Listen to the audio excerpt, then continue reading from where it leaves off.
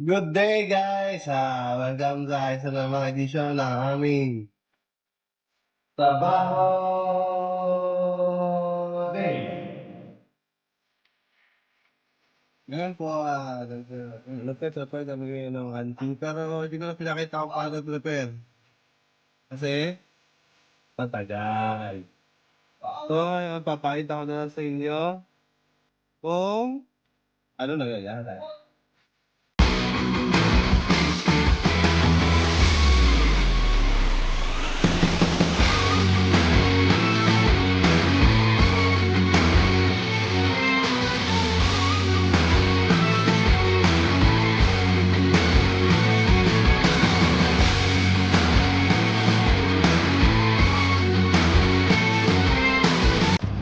At ngayon nga ay kumukulo na ang ating kansi. Ngayon, inaan natin ang apoy kasi ayaw natin mapasok.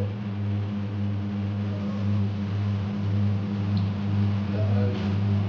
Bali, nilagyan ko na siya ng pampasim. Hindi pwede sabihin kung anong brand, hindi na sponsored. Ito nga pala yung ginamit natin sa kanyang kaldo. Pinakulang ko siya na 5 hours. Galing yan sa nagsama-samang beef shank, beef tendon, bone marrow, pero yung bone marrow sa open ko sinalang. Yan, bali, papantaw nyo na sa tubig sa konting pampalasa. Kaya natin ma-overpower yung lasa ng ating pagkain. So, yun lang guys. That's all for today. Thank you.